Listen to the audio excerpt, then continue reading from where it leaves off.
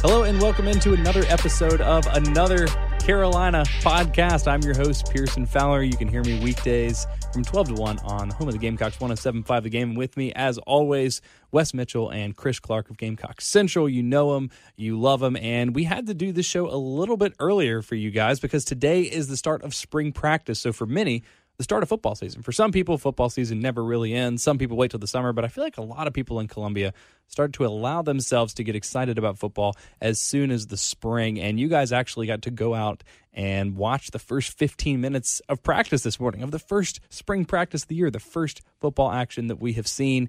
And I can only imagine, Chris, that it was just the most riveting and revealing 15 minutes of football that you've ever witnessed with your human eyes. Is that fair to say? Yes, it is, Pearson. No, I mean, we that's typically what we get first 15 minutes. We, in all likelihood, will not see a full, quote-unquote, full spring practice until the spring game on April 6th. But what we do see, we see a little stretching, warm-ups in the indoor facility, and then take us out to the practice fields for the first 15 minutes. So that's 3 periods of practice. Typically, one of them special teams, which was the case today. So saw the field goal kickers and some other guys are doing some other things at that time. Really, the quarterbacks just sort of threw into the nets the entire time, so we didn't see any one-on-ones or anything like that. But we did get a little peek at presumably what is right now a very fluid offensive and defensive depth chart. In other words, they sort of rolled out their first team unit and worked on some inside running drills. They ran out the defensive unit just to get some alignments going. So we're able to get sort of a feel for those things or confirm maybe some of what we thought. How did the net throwing go? The net throwing was great. What, were guys accurate? Were they missing the whole thing? Were they getting it right no, in the hole? Nobody missed the whole thing. Okay, pretty accurate for the most part. Watching, got first look at Ryan Helinski doing that, Jake Bentley, Jay Urich, to carry on Joyner. They all did some, I guess you could say, some good things as far as good things thrown into the net are concerned. How did Helinski look physically? I mean, he's a big kid. guy. Yeah, did he look every bit of what he was billed to look? Yeah, in terms of size, and I mean, we had a chance this summer to watch him, to see him this summer in person, and he's a big kid. You know, he got really good size on him. He's filled out, and so and has a good arm. So I mean, really couldn't tell much. I mean, I think in terms of if anyone asks us probably at any point this spring how Helinski's progressing, the answer is probably going to be, he looks pretty good out there in shorts, but eventually they'll get the pads on here in a couple days, throw some live bullets at him, and see how he looks then. I'm sure that'll give the staff a better sense for where he's at. But he's not one of those listed at 6'4", 230, and he comes in and he's 6'2", and he's like a $190. No. Okay. No, he's got the size. The strangest listing was really Zach Pickens being like underbilled. I thought he's listed at 6'3", and he's 6'5", 6'6", really. So I don't know what was up with that. But no, Helinski's every bit his size, I think. What'd you see this morning, Wes? Yeah, similar things.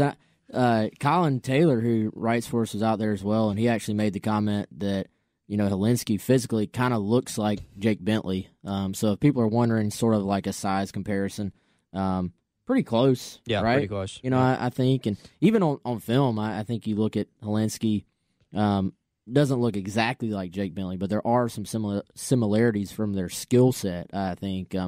Other than that, it's so hard to get a feel for things. And the spring practices, like I was on a radio show and they asked me, what's the excitement level like for spring practice this year compared to other years? And I was like, you know what? They kind of just start to run together. They're not – the first 15 minutes, they're clearly not out there to try to show us everything. Right. But I do I like to see the newcomers. I think everybody wanted to hear about Zach Pickens. Everybody, obviously, Helinski's going to be a conversation piece. He always is, I think. So, that was good to see. And we'll see where it goes from here. I don't even know when our next open availability is, or if you know off the top of your head, Chris. But, the other interesting thing for me about spring is that we actually get to hear from the assistant coaches as well. So, we're recording this on Wednesday. Travaris Robinson, defense coordinator, will speak. And, those guys don't talk during the regular season. So I always think it's interesting to hear from the various assistant coaches about their thoughts on their position groups. Yeah, it's kind of unfortunate, I guess, for us in the media that we don't get to hear from the assistants more often because it is interesting and it's a different kind of insight. I wonder if we should expect the assistants will be peppered with questions like Will Muschamp was in his 45-minute opening press conference. I think longer than every other Will Muschamp press conference combined was that 45 minutes for yesterday. So that'll be interesting. Guys, I think maybe a good way to describe what you do is y'all are like professional not overreactors. Or I don't know if it's good appropriate term. Reactions or maybe even underreacting sometimes. But, the reality is we can't learn a lot from spring. We're not going to know what the depth chart is. We're not going to know who the starting quarterback is, who the starting or backup running back is. We're not going to know all the secondary questions until probably like the first game. Because, that's just how these things go. And then Will Muschamp especially keeps things close to the vest. So how do you two approach spring? And what do you try to glean, if anything? Or are you just like, okay, yeah, they're just going to go out there and sweat and like get some cardio and then we'll find out in the summer? I look at the spring as a little bit more of a developmental time in terms of, you maybe get a little bit better of a sense for guys who are early enrollees on campus, how are they progressing to where when they get to the finish line of spring and enter the summer program, the story's not completely written on where they are, but the staff and maybe us in the course of our job can sort of learn, if they have a good chance of helping yet, could sort of confirm some things. I think certainly some positional battles really start that will probably continue into preseason. And you made a good point with that, like, even starting running back or how the running back rotation is going to shake out. I think we maybe get some sense of that, but that's probably not going to be finalized. The backup quarterback situation, I don't really know if that'll be finalized at the end of spring. But I think it's just an opportunity to see sort of how guys have grown from last season, who can step into some certain spots. USC, for example, you lose Zach Bailey, you lose Dennis Daly, so what's that movement look like in terms of guys that can step in there? So I think you can't take a great deal away from it because you still got an entire summer off-season program and then you got preseason. But you can begin to learn a little bit more about the composition of the team. Wes, how do you approach the spring as a sports reporter? I think it's almost more about what can we pick up from various people, what we're hearing type stuff as opposed to what we're going to see, because we're not going to see a whole lot, frankly. But, sort of to Chris's point, I think a lot of times I look for and I ask about the guys that maybe are going to possibly be counted on, but that have not been like the guy at their position previously. I think we know what you're going to get out of Donnell Stanley. You know what you're going to get out of DJ Wanham, TJ Brunson, guys like that. The questions to me are always like, okay, how is a Hank Manos, progressing? How is a Josh Van progressing? Who can step up at that other guard spot, assuming that Donnell is one guard and assuming that Zarius Hutcherson plays offensive tackle. You need somebody to step up there. How's the center battle looking? I think I think it's about what guys are we hearing have sort of taken that next step. And even then, a big spring doesn't always get transferred over to the fall. So you can put yourself in a spot of looking kind of dumb sometimes because a guy can have a huge spring. We've seen it. We could probably do a whole podcast. We may even have to do that at some point over the course of spring practice. Yeah, who are the spring heroes that ended up absolutely doing nothing? Remember Taki Muhammad? Yeah, that was Lou Holt's days, right? Yeah, that's Lou Holt's days, but he may be like the GOAT of spring practice, like performers. It happens, and then I think we just stumbled onto either a good full podcast or a good segment that we're going to have to do here in the coming weeks. D'Angelo Smith, yeah, Didi. That was Didi Smith was a great one. Yeah, so that stuff plays a part, and then the other thing is you want to avoid all injuries as well. That's a part of it. Dion LeCorn. Yes, poor guy. Last play of the spring game. Well, I think that's why it was the last play. I don't think it was actually I think it was the scripted last play. They did sort of call it. I think they called it after that. Yeah, but it was late. It was late fourth in the game. quarter. Yeah, it was late. Like I think final. Spurrier had seen enough at that point. Yeah, it was so unfortunate. That's literally the worst case scenario. And he was a guy that had upside and people were excited about. Oh yeah, because he finished the year before. He had finished on a high note. I feel like, and then had a pretty good spring. I remember that off season. I spent a lot of time playing NCAA football, and he was like my top receiver in my South Carolina dynasty.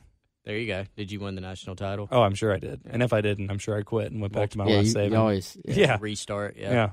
But no, I don't know. I think I've said all I need to say on that. I completely lost my train of thought, if I'm just being honest. I took it off the rails. No, that's great. This is the this is the Off the Rails podcast here. Yes. So with that being said, what we can actually learn is maybe a little bit limited, but that doesn't keep us and other people from having interesting questions. So I wanted to go through a couple of the biggest storylines that may start to develop and take shape here in the spring. We're sort of acknowledging that nothing will shake out for sure until the summer or the fall, but at least some interesting, again, storylines that could take shape here. So I asked you guys to each come up with 2 storylines for the spring because 1 wasn't enough and 3 is entirely too many. So I asked you to each come up with 2 storylines. So do y'all want to fight for it, or I can snap a pool cue in half and just to see who goes first? Like the Rock, Joker. paper, scissors? No, Yeah, exactly. we need to do that. Start with the executive producer.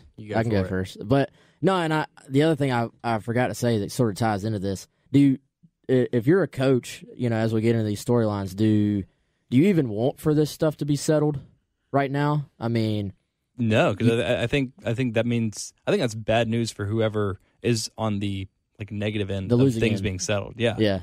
And you want the guys to keep pushing through the summer thinking they're going to get a So we're first-team hoping spot. that these things aren't settled, but just, I guess, maybe position battles or, dynamics or, we have a couple of new assistant coaches that are being integrated into the staff, just sort of things that will start to materialize that we'll have more information on at the end of spring than we did at the beginning of spring. Yeah, and that's a great segue. One of mine was, what impact do the new coaches make? Because, you look, obviously, Thomas Brown at running backs, and really you have 3 spots because of Bobby Bentley moving to tight ends. Does that change the dynamic there at all? And then, of course, with John Scott, D-line coach, and Muschamp described in great detail on Tuesday which guys he has.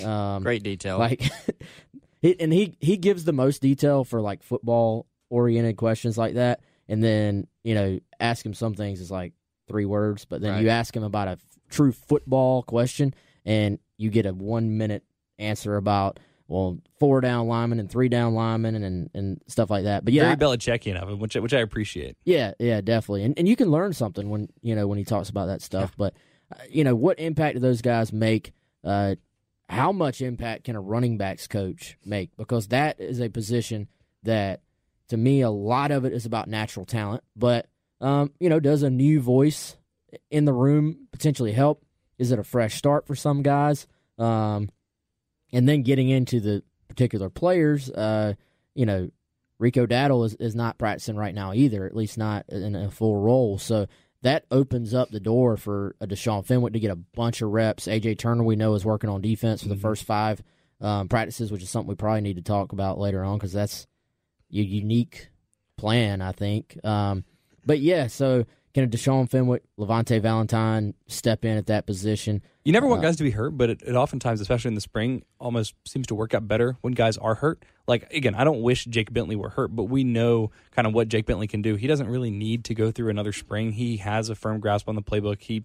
There's certainly things that he can improve, but it's not like spring is going to make a big difference for him. I almost wish that this was just an opportunity for DeCarrion Joyner and Ryan Helinski to basically duke it out for, I guess, that backup spot. Because those are, I think, the valuable reps in the spring more than the starters kind of going through what they already know.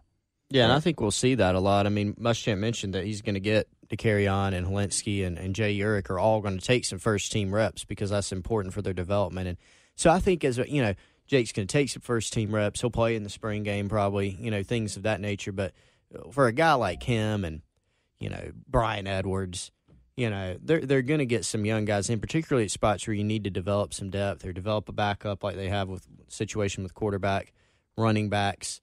The running back's a little bit different from those other ones because they probably just legitimately don't know. I mean, by all accounts, it's just an open competition, trying to find out. I mean, Rico's the guy who you could argue is the most proven and has been around the longest, has done it the most, has the most experience. But if Mon Denson or Deshaun Fenwick or whoever else does a better job throughout the spring, summer, and preseason, and then depending on what happens in the games, one of those guys might have a shot too. Before we move on to your first intriguing storyline of the spring, I want to ask you one question since you mentioned the assistant coaches, how they, I guess, sort of initially start to interact with the players and what that means for some of those guys specifically. I'll ask you, of the 3 new assistants, including Bobby Bentley moving over to tight ends coach, who are you most excited to talk to / hear from, since we get to hear from the assistants in the spring? That's a good one. I'm going to say Thomas Brown, just because I feel like the defensive line, there's guys there. Like, I feel, it's almost weird to say, I feel pretty good about the guys they have to work with on the defensive line. They've sort of changed that position around. They've upgraded it over the last 3 years. Running back is a question with this team, I think. And is it going to be some of the same guys playing, or can a Deshaun Fenwick, Levante Valentine sort of step in there? And I'm assuming he's going to say it's kind of a clean slate. Everybody, whether you admit it or not as a coach, if the same coach has been there and the same guys are coming back and have started, you go into the spring and those guys are pretty much your starters, unless a new guy just blows everybody away. But I wonder the dynamics of having a brand new coach, a true clean slate. Everybody's got to re-earn their spot, and I'll be curious to see just his thoughts on the position, because he was very open about saying this position needs to have better production. And I think there's talent. We've seen flashes at times, but what needs to happen, what can happen to make that position take that next step? Because if you're going to be really good and consistent on offense, you have to be pretty good. You really need to be really good at running back. If you look at the really good, like watching the college football playoffs and the New Year's Day bowls and stuff, watch all those teams. They all had pretty good. A lot of them had like elite running backs and more than one. So I think that's a position. We've talked about upgrading it through recruiting, but the other side of that is, can you get a little bit more out of that position? So I'm curious to see what Thomas Brown has to say. I'm fascinated by that for a couple of reasons, because we talked about it on this podcast and I talked about it on my local show. The reception to Thomas Brown, the level of excitement of even just casual fans at that hiring was tremendous. And it was weird because we don't normally see that for assistants. And as you mentioned earlier, running back, I don't think is overly a position that benefits from coaching. It's just like, are you a good running back? Yes. Okay, great. Or no. Okay, we gotta work on that. So it's interesting to me that the assistant coach that has the most sort of excitement around him is a guy that, maybe has like the least potential to impact his decision with sort of coaching decisions and coaching moves and philosophical things. So that's one to watch. But again, I continue to be fascinated by the buzz around this guy. So certainly excited to hear. I don't know when I don't know off the top of my head when we get to hear from him, but we'll certainly have that for you on 107.5 The Game, and plenty of recap for you here on another Carolina podcast. Chris, what's your first storyline you're watching for this spring? Yeah, that would be a good segue. I mean, mine is how the running back room is going to shake out, and I think we start to. I don't think we'll have an answer, especially in terms of 1 through 3, 1 through 4, how it's going to shake out. We may have a better sense of maybe the starter, but mine would be how that running back room is going to shake out. And, like Wes alluded to, I mean, Thomas Brown sort of made it known, whether it was in his public comments the first time he spoke with the media or even some other things we've heard. I think he sort of made it known that he doesn't think too much of how the running backs have performed during their careers. I appreciate that honesty, by the way. Yeah, and I mean, he even came out and said, he feels like the group has underachieved so far. And so, I think to sort of go back to your question a little bit as to why fans are so excited, I think, Thomas Brown is a guy that some fans remember. He gave Carolina a lot of problems as a Georgia running back. He had one really, really good game one year against them. And the guys he has coached, when you bring in a guy who has seen Melvin Gordon and has seen Nick Chubb and Sony Michel and has that resume, all those guys are obviously really talented, even if Thomas Brown wasn't in the equation. But when he has that resume and sort of that gives you a better sense of a running backs coach knowing what really good looks like. So you go out and look for those traits in recruiting. I think the fans looked at the pedigree in recruiting and some of the things he's been able to do. Really, Miami's the only place he really got entrenched. He moved around a decent amount as he continued climbing the coaching ladder, and then he got to Miami for, 3 years and then earned himself an OC title and did some really good things on the recruiting trail there. And so I think going back to what we said earlier about needing to upgrade through recruiting, I think fans look at Thomas Brown and think, okay, this is the ticket. This is the ticket to go land a big-time running back recruit. So they will have to solve it that way, but they also are going to have to squeeze more production out of the guys they got on campus. And so the thought is, that he may be able to do that. Maybe that different voice will be able to do that. So it's definitely, I think you could even say, definitely out of the offense, that's the thing that they're missing, but probably just in general, because I don't know that you can count injuries. How much they played into the defense was tremendous last year with what they faced on injuries. I think miss a big-time running back's the number one thing this team's been missing if you take injuries out of the equation. Not only, I think, is it interesting because the productivity of the running back position is I guess, such a dire need for this Carolina team. But even though we prefaced all this by saying nothing's going to be resolved in the spring, I think the running back conversation, the running back room, has a chance to get way, way, way more complicated this spring because, as you mentioned, A.J. Turner is going to start spring working on the defensive side of the ball. Rico's out. Tyson's gone. So from last year, it's Mondenson and then a huge opportunity for those young guys, for Levante Valentine and for Deshaun Fenwick, to come in and get a lot of the reps. And, it's not like preseason fall camp kind of reps, but at least getting to work with the playbook, and especially for Valentine, because Fenwick has at least been around, at least if not on the field, at least has had the playbook in his hands. So for Valentine to get on the field, to get with the playbook, and to be repping a lot, even if he's repping with the threes, that's a lot better than repping with like the sixth team, which was the option before Tyson decided to leave and AJ moved to defense and Rico got hurt and all those things. So this is a huge opportunity for those two young guys, especially. I think those are the two that you circle and say, could they really make a dent in this? And the spring's really their best opportunity with all the guys in front of them either out or playing defense. Sure. Fenwick's a guy that he played a little last year. First game of his career, rushed for 100 yards. Now, was the competition elite? No, but he rushed for 100 yards, and so he's got potential. They know he's got potential. Levante Valentine, the staff knows he's fast, but they don't know much other than that. Next Jarvis Giles? Well, let's hope not. Faster than Jarvis Giles, though. Oh, yeah? We know that for sure. Elite speed, no doubt. So how does that translate? I don't know. And then Kevin Harris is another newcomer. So, yeah, they'll have at least a little bit of a better sense getting these guys some reps, and I imagine some of them will get some opportunities with the ones, like you said. What's your number 2 storyline for the spring, Wesley? Mine is just going to be the newcomers in general, but, who can make an impact, who can make a quick impact, but specifically, it's got to be Zach Pickens and Ryan Olinsky. I think that's what all the fans want to hear about. That's we'll probably get those questions a lot, and I think with Pickens, the answer is pretty immediate. I think he's going to make an impact pretty quickly. He looked good physically today, the little bit we did get to see. Olinsky, it'll be tougher for him to sort of make that impact, but I think just having him on campus, like you said, Pearson, it's always a positive for these guys to get out there and get reps and start to learn. And to me, spring is a time to go make mistakes without the pressure of a game or even getting ready for a game. You go make mistakes and learn from them, and that'll be good for the quarterbacks. But I'm curious to see some of these other guys too. I think the guy we're not talking about that's a newcomer that maybe should be talked about is Joe Anderson. I think any other year, if South Carolina had gone into Tennessee and gotten a 4-star defensive lineman that a bunch of other really big-time programs wanted, he would be one of the guys we've been talking about a lot, but we really don't talk about Joe Anderson much at all. And he looks great physically, big kid.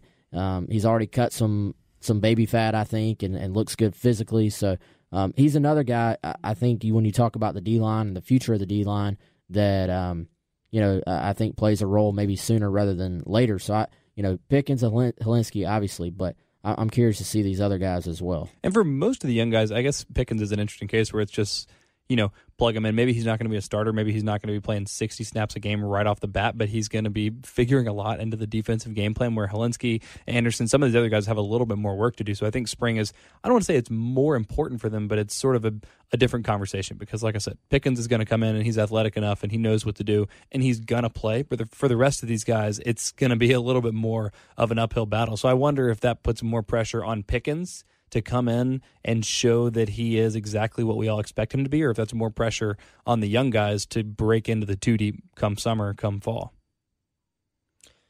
I think with Pickens, it's not a situation where you feel like, even though he was pretty hyped coming out, deservedly so, in recruiting, he it's not like a Clowney situation where he is the number 1 prospect in the country, even though Pickens was number 9, is where he ended up in the Rivals rankings. But This is not a guy where you say he's absolutely got to come in and start. He's going to rack up double-digit sacks in year one to make a bunch of game-changing plays. Because he's going to play a different role. I mean, Clowney, an edge rusher type guy, one of the most explosive players we've ever seen at the college level. And Pickens is going to be a guy who will play inside, he'll play outside some, situationally. He's a different type of player. So I don't think there's a great deal of pressure on him other than, they do need him to contribute. And I think he certainly has got the skill set to do it. I don't know that he feels pressure either. No. Like, he's just kind of even keel, but laid back. Mm-hmm. Actually, hilarious kid. You know, early on in recruiting interviews, he didn't say anything. So I didn't realize what a big personality he had until after he committed. He kind of opened up a little bit and got a little more comfortable, stuff like that. So I don't know that he feels it, but Colin made fun of me because he said this was not like a hot take, I guess. But I'm going to ask y'all, game one this year, starting lineups are announced. Is Zach Pickens a starter? I think we all know if he's healthy, he's going to play, contribute, blah, blah, blah. Is Zach Pickens a starter game one this year? I say no. If everyone's healthy, I say no. I was kind of thinking no, too. I'm going to say use yes. him situationally. And what personnel package are they in to start? Right. That depends, too. That's also true. And also, whoever's listed as a starter isn't necessarily who's going to start. They can say, if we're starting in this formation, it's going to be this guy, but they can come out in a different, like you said, different sub-package. 4 down linemen, the defensive end spot that Keir Thomas, Dante Sawyer, those guys have played the last few years. See, and as I'm saying it, Enigbare maybe has the best chance. That's what I was going to say. I was going to say, from happening. I was going to say it's DJ Wanham, Enigbare on the ends. If you're talking, I was going to say with Enigbare moving out from tackle to end, I feel like they're doing that so that they don't have to start Pickens. They don't feel the pressure to have to start him. Mm-hmm. And then inside Kobe Smith and Kinlaw. Or Keir and Kinlaw. Depending on where. See, Keir's that's the other thing. Where is Keir Thomas? Yeah. We've seen him play everywhere. Right. Played some in last year. I think more naturally a tackle. Yeah, but he doesn't have necessarily tackle size. Mm-hmm.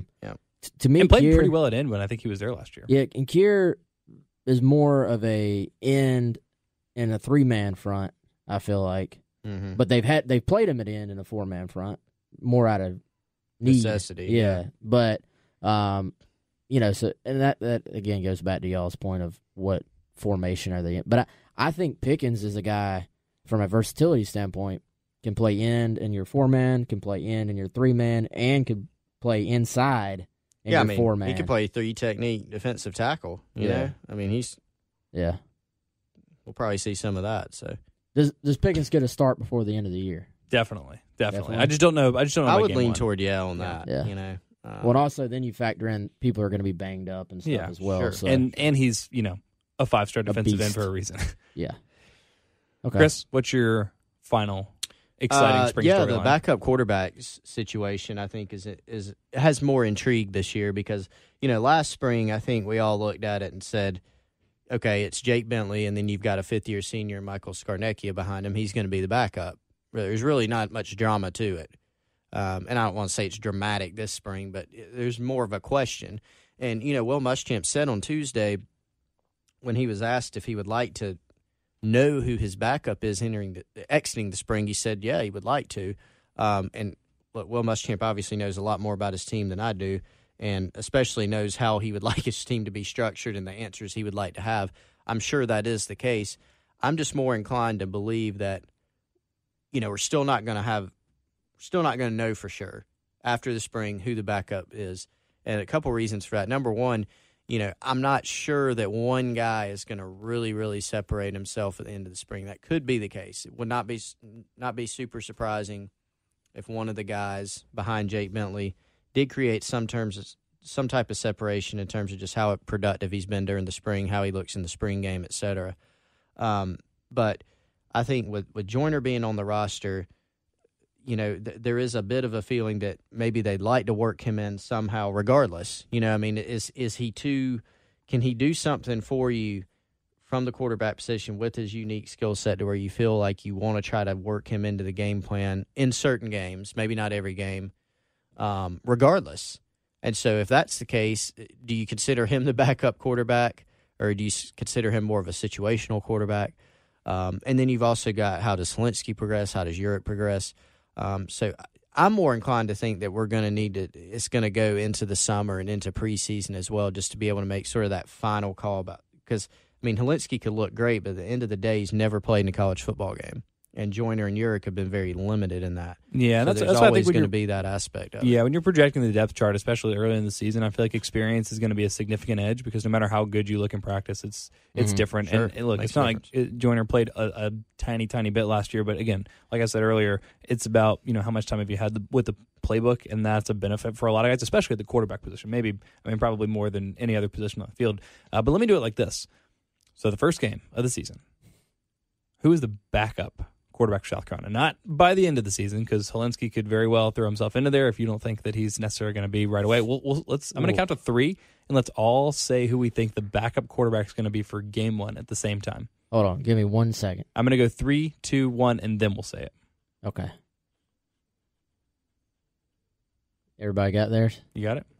Yeah. 3, 2, 1. Carry on Joyner. What did you say, Chris? Joyner. Yeah, both said Joyner over Helinski, just because of what I said, the experience edge, having played a little bit, having had more time with the playbook. Yeah. I think that's it. And did you hear what he said, though? Yeah, I think I did. Helinski, let's go. Actually, just put Johnny Dixon at quarterback. Yeah. And let him go. No, I mean, I lean towards saying Joyner, especially that early in the season, just because I feel like, you know, that they could work Joyner into the game plan somehow. So, I mean, I feel like if you're working a second quarterback in, you sort of consider him the backup. You know? Yeah. But would it be some huge shock if it's Helinski? It would not be. It would not be to me. No. And by the end of the year, I could definitely see it being Helinski. I thought it was interesting today. You know, there's not a whole lot we can say that sentence about for today. Yeah. But they worked Urick and Joyner in with the second team. Yeah. So not like third team. So they had the first team out there. It was Jake Bentley, obviously. Then they had the second team out there. And within the confines of the second team, they worked in Joyner and Urick. Mm-hmm. And then when the third team came out, they worked in Helinski. So I thought that was interesting there as far as where things are right now. But again, I think to your point, Pearson, this time of year, spring practice, a lot of it is just about, all right, what order are we putting guys out there? Sometimes it comes down to just seniority. If it's an open position where a guy is not a returning starter, the first guy out there, a lot of times, is just the older guy, basically. Yep. So let me ask it to you like this then, just to frame it a little bit differently. So I don't think there's any question that Helinski is the most talented guy, at least of the potential backups, maybe of the entire quarterback room, just his raw ability, and I think has a lot of upside, especially as a pro-style passer, because he's big, because he's got a big arm, because he's, you know, a pretty accurate dude, especially for a young player, and has succeeded already in like a very competitive level of high school football. But, you know, we see this offense, they like to go up tempo. Even though Jake Bentley's not a super athlete by any stretch, they still run, you know, some read option stuff, some stuff that commands Jake Bentley keep the ball sometimes. And, you know, for Helinski, again, that's just like one other thing to get used to. But do you think for how this offense operates, at least as of last year, and assuming it's not going to change dramatically going into this year, do you think that DeCarrion Joyner is a better fit because he can, I think, be a more viable option running the ball and give you a little bit more in terms of tempo, in terms of the running threat than what Helinski's going to offer? I mean, I think you tailor the offense to what your guys can do, but Jake Bentley's not a read option guy, and they still run it a fair amount. I mean, they do run it some. I mean, Bentley is maybe underrated athletically a little bit. I think so. I think so. I mean, he in terms of his mobility, he's not Connor Shaw or Steven Garcia. No, but he is an adept scrambler. He can get himself out of trouble. He's like Dylan Thompson. He makes some good plays on the run. Mm-hmm. I mean, we've seen that for sure. And Helinski is not going to be that mobile, really. I think anytime, if you have a guy who's a true dual threat, and I'm talking true dual threat, not he's a better runner, not he's a better passer and he can run a little bit. But if you have a guy who's a true dual threat, you won't have any offense. I take that. I don't care what he's running. You know, I don't care if you're running option, if you're running, you know, spread, what you name it. You name your offensive philosophy. I think having a dual threat is always better. But it comes down to, you know, who's the guy? Is he accurate with the football? Is he making the best decisions? That's something Will Muschamp talked about on Tuesday, that they'll be looking at his decision making. So that's the most important thing to me, and so that's going to be the difference in Hilinski or Joyner or anybody else. See, I think the RPO game has evened it out for the for the pro style quarterbacks, basically, because you still have the running option without having to run it yourself. Exactly, you're running a zone read, but instead it used to be you run the zone read and it's either a handoff to the running back or the quarterback's keeping the ball. Now you're basically extending the handoff into a slant to your receiver, basically. Like that's their version of the zone read. Now, we've seen the true zone read where Bentley keeps it a couple times a game, but for the most part, you're freezing a linebacker or making a linebacker wrong by having the option to throw the slant behind him, or they take all these different concepts now and add it in there, but the simple just base RPO where you're seeing zone read with a slant behind it, you're almost fixing the fact that you previously needed to have a more dual threat quarterback to do this stuff. Now, with that slant behind it, you're giving it another option, but without having to run the football, I think. And they've got a lot. I mean, they have a lot of quarterback runs. And when I say a lot of quarterback runs, it's nothing like mind-boggling. It's just simple stuff that works. They have a lot of quarterback runs in the playbook that we haven't even seen as much with Jake Bentley. And so, again, that's why there's this layer of intrigue of the staff thinking that, Joyner's got a chance to help with his specific skill set, and they've got some different quarterback runs. And, stuff that we've seen at Ole Miss when Dan Werner was there, stuff that and again, like Shea Patterson also wasn't like a all-star track athlete or anything like that. He was fine. Shea Patterson? Yeah. I mean, he was able to manufacture the offense with, again, someone that wasn't like an outstanding athlete, was just mobile enough, sort of like Bentley. Yeah, so I mean, they all sort of bring a unique skill set. That's just another reason why it's interesting.